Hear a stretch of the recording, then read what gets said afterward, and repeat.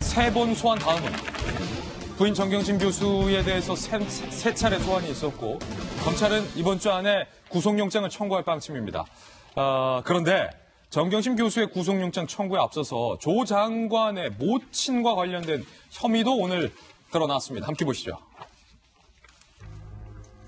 이번엔 모친, 조국 일가 전체가 비리. 조국 동생 조모 씨, 2010년 웅동중 교사 채용 과정에서 지원자 2명으로부터 1억 원씩 받은 뒤 이틀 뒤에 돈 준 사람 채용했죠. 지원자 부모에게 시험 문제와 답안을 전달했다는 의혹이에요. 조국 동생 조모 씨, 교사 채용 원하는 사람이 있으면 좀 더 소개해달라. 2억 받고 브로커한테 야, 좀 더 없냐? 라고 얘기했다는 거예요.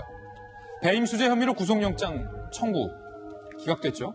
돈 전달한 브로커 2명은 구속이 됐어요. 이게 참 어떻게 저럴 수가 있죠? 자, 어쨌든 그런데 여기서 중요한 건 교사 채용 뒷돈을 받았잖아요. 근데 수억 원 중 일부를 웅동학원 이사장인 엄마에게 줬다는 거예요. 조국 장관 동생의 엄마는 누구의 엄마이기도 해요? 조국 장관은 엄마이기도 하죠. 왜? 조국 장관과 동생은 형제니까. 당연한 얘기죠. 엄마에게 줬다. 조국 펀드 유입 가능성도 지금 수사를 하고 있는 상황인데 뒷돈이 모친에게 흘러갔다면 이건 조국 장관 일가 전체와 관련될 수도 있다라는 지점이에요. 그런데 더 놀라운 건 자, 이런 어마어마한 채용 비리가 일어난 그 시기에 조국 장관 배우자 정경심 씨는 어디에 있었냐? 웅동학원의 이사로 재직하고 있었다. 그러면 이 채용 비리 과정에서도 정경심 교수도 연루된 건 아니냐? 그럼 누구예요? 동생, 배우자, 엄마 다 연루가 된 거예요. 브로커도 조 씨예요. 친인척은 아닌 걸로 브로커는 드러나고 있습니다. 조국 장관만 모르고 일어날 수 있을까? 검찰은 이렇게 의심을 하고 있는 상황. 자, 이양수 의원님, 이거 어떻게 보세요? 모친에게도 돈이 갔다. 네. 지금 그 모친이 박정숙 웅동학원 이사장이죠. 현 이사장입니다. 사실 그 교사를 채용할 때 돈을 받고 채용하는 거 이거 불법인데 그 생긴 돈을 조국 장관 동생이 혼자 개인적으로 꿀꺽 하지 않았다는 얘기죠. 예. 예, 이거는 모친에게 갔다는 것은 곧 학교 쪽으로 갔다, 학원 쪽으로 갔다는 얘기예요. 그럼 재단 이사들 전체가 학원 운영에 필요한 자금 조달을 이런 식으로 했을 개연성이 있다는 거죠. 즉 당시에 이사였던 정경심 씨 역시 이 내용을 잘 알고 있을 것이다. 그럼 과연 조국 장관은 이런 내용들을 전혀 몰랐을까 하면 저는 아니라고 봅니다. 왜냐하면 조국 장관은 인사청문회에서 웅동학원 일을 전혀 나는 알지 못한다. 난 조국 웅동학원의 소송 같은 것에 단 한 번도 개입해 본 적이 없다 이랬거든요. 예. 그런데 이번에 검찰이 압수수색한 조국 장관의 컴퓨터에서 뭐가 나왔습니까? 캠코라고 하는 자산관리공사에서 웅동학원 부동산을 가압류하려고 했는데 그 가압류를 막기 위한 법률 그 자문, 그 소송 서류를 작성한 사람이 바로 조국 장관이라고 보여지거든요. 다 알고 있었다. 예, 왜냐면 조국 장관 컴퓨터에 나왔으니까 조국 장관이 썼겠죠. 그렇다면은 조국 장관이 웅동학원에 여러 가지 일이 있을 때 다 개입을 한 거 아니냐. 예. 사실 상식적인 일입니다. 집안에 어머니가 이사장이고 형제, 그다음에 부인이 이사로 등재되어 있는 학원에 무슨 일이 생겼다. 그러면 법률가인 조국 장관한테 당연히 물어보겠죠.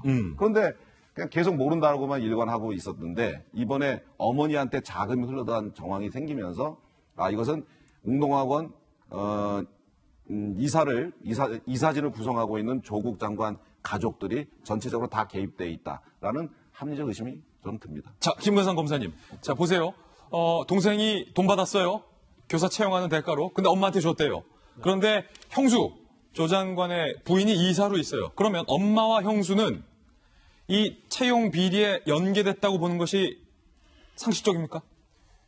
그렇고 뭐 상식적이다 이렇게 얘기할 수는 없는데 전체적인 어떤 그림을 보면 개연성에서 상이할 가능성이 있다고 볼 수도 있죠. 일단 저는 이제 처음에 정경심 교수와 관련된 또 조국 장관 관련된 의혹 중에서 웅동학원에 대한 의혹이 나왔을 때 뭐 저건 별 의미가 없지 않을까 싶었어요. 왜냐하면 조국 장관의 아버지 선친 때부터 있었던 일이고 또 굉장히 오래전에 예를 들어 대출 받은 35억이랄지 이런 것들이 밝힐 수도 없을 뿐더러 저건 아무런 문제가 없을 것이다. 단지 사모펀드하고 입시 비리가 좀 문제가 될 것이다. 그런 식으로 저도 방송에서 얘기를 했었는데 웅동학원 이제 그 처음에 방송에서 얘기할 때는 웅동학원에 정경심 교수랄지 조국 장관의 어머니랄지 조국 장관 동생이 어느 정도 관여했는지가 잘 안 나왔을 때였어요. 그때는 이런 스토리가 없었어요. 그렇죠. 예. 그런데 지금 문제가 되는 것이 저 돈을 받았을 당시에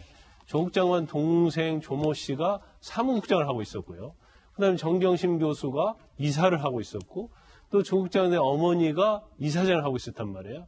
그러면 교사 채용 과정에서 돈을 받는데 사무국장인 동생이 혼자 이걸 단독으로 처리할 수 있을까? 더군다나 교사 채용에 관한 것은 이제 학교에서 굉장히 중요한 문제 아닙니까? 그러면 이사장도 알고 더군다나 이사회에서 당연히 상의를 하든지 결의를 거치든지 할 거예요. 그러면 그 과정 중에 일단 개입을 했을 것이다. 단지 돈을 받아가지고 그걸 어떻게 썼느냐. 이제 그 부분은 검찰에서 지금 추적을 하고 있는데 결국 그 돈 중에 일부는 조국 장관의 어머니한테 흘러 들어갔다. 이런 그 확신을 가지고 검찰이 수사하고 있는 걸로 보여요. 예. 그러면 사실은 교사 채용 과정에서 과연 저 두 명으로만 돈을 받았을까? 아니면 학교를 운영하면서 밝혀지지 않지만 이제 추가로 있을 가능성도 있는 거죠. 그러면 그러한 돈 자체를 그냥 어머니가 받았던지 조국 장관 선에서 끝났을까?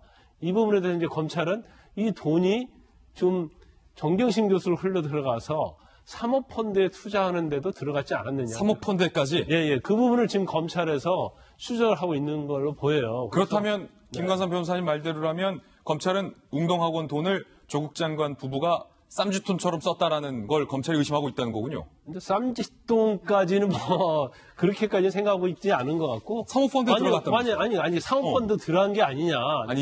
그러니까 전체가 아니고 일부라도 사모펀드에 들어간 거 아니냐. 이제 그렇게 생각하는 것은 저 돈을 받아서 좀 나눠 갖지 않았느냐. 이제 그렇게 생각을 하는 거고, 나눠 가진 돈의 일부가 사모펀드에도 들어갔을 개연성에 대해서 수사를 하고 있다는 거죠. 예.